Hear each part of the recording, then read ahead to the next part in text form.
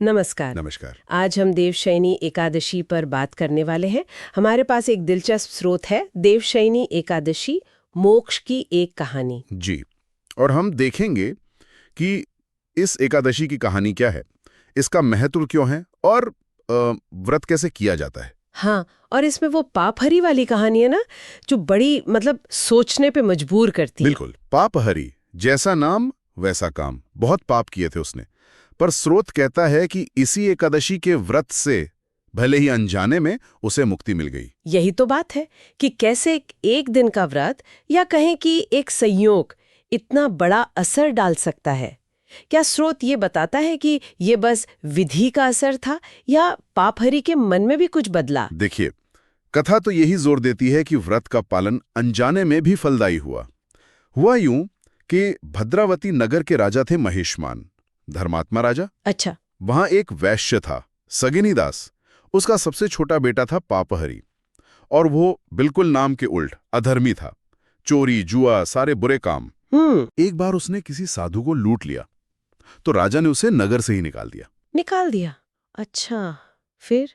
तो वो भटकता रहा, और भटकते भटकते एक ऋषि आश्रम पहुंच गया। अच्छा। और किस्मत देखिए, वही दिन देवशयनी एकादशी का था। उसने वहां छिपकर व्रत कथा सुनी। सुनी उसने?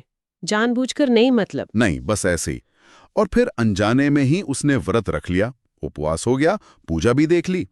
स्रोत कहता है कि बस उसी एक दिन के पुण्य से उसके पाप कट गए। सिर्फ एक दिन से? हाँ, और मरने के बाद उसे विष्णु लोक मिला। कहानी का जोर इसी बात पर है कि अनजाने में किया व्रत भी कितना शक्तिशाली हो सकता है। ये तो वाकई कमाल का नतीजा है।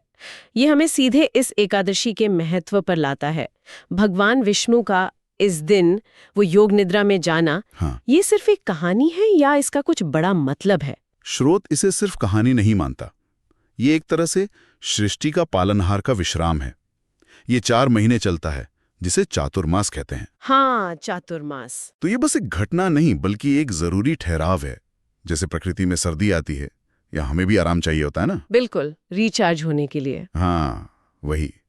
एक तरह से बाहरी ऊर्जा को सहेजना और अंदरूनी शक्ति पर ध्यान देना। शायद इसीलिए चातुर्मास में वो शादी ब्याह जैसे काम रोक देते हैं, क्योंकि बाहरी गतिविधियां कम करनी है। सही पकड़ा। मान्यता यही है कि जब पालनकर्ता ही विश्राम में है, तो सांसारिक कामों के लिए शुभ समय नहीं होता। पर हाँ, आत्मशुद्धि, भक्ति, व्रत, इन सब के लिए सबसे अच्छा समय माना गया है। जैसे पाप हरि के मामले में हुआ, भक्ति और व्रत से पाप नष्ट हो सकते हैं। बिल्कुल, श्रद्धा से किया गया व्रत मोक्ष तक का रास्ता खोल सकता है, ऐसा स्रोत का मानना है। तो अगर किसी को ये व्रत रखना हो, विधि क्या है इसकी? स्रोत में कुछ खास बताया गया है? विधि वैसे तो सरल है, पर ध्यान रखने वाली है। शुरू दशमी से ही हो जाती है तैयारी। दशमी से? यानी एक दिन पहले से? हाँ, दशमी को सात्विक भोजन, लहसुन प्याज के बिना सादा खाना। फिर एकादशी को मुख्य व्रत, उपवास रखना होता है। उपवास मतलब बिल्कुल निराहार या कुछ खा पी सकते हैं? वो अपनी क्षमता पर है। निराहार रह सकें तो उत्तम, नहीं तो पानी पीकर या फल खाकर भी व्रत रख सकते हैं, फलाहार जिसे कहते हैं। अच्छा, और पूजा, विष्णु जी की पूजा का क्या तरीका है? हाँ, दिन में विष्णु पूजन जरूरी है। तुलसी दल जरूर चढ़ाना चाहिए। कहते हैं विष्णु जी को तुलसी बहुत प्रिय है। तुलसी का तो महत्व है ही। पीले फूल, फल, पंचामृत, इनसे अभिषेक और पूजा होती है। पर इस व्रत में रात का भी बड़ा महत्व है। रात का मतलब रात्रि जागरण? हाँ, बिल्कुल। रात भर जागकर भगवान का नाम लेना, कीर्तन करना बहुत अच्छा माना गया है। ये एक मौका है पूरी तरह भक्ति में लीन होने का, दुनिया से ध्यान हटाकर ईश्वर से जुड़ने का। ये उसी आंतरिक साधना से जुड़ता है जिसकी बात हम कर रहे थे। जी। और फिर अगले दिन यानी द्वादशी को सुबह पूजा करके ब्राह्मण को भोजन कराना होता है। अच्छा। और फिर खुद भोजन करके व्रत पूरा होता है। इसे पारण कहते हैं।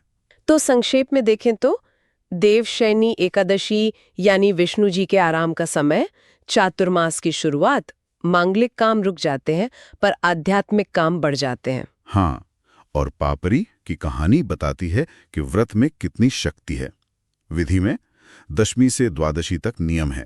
सात्विक भोजन, उपवास, पूजन, जागरण और पारण।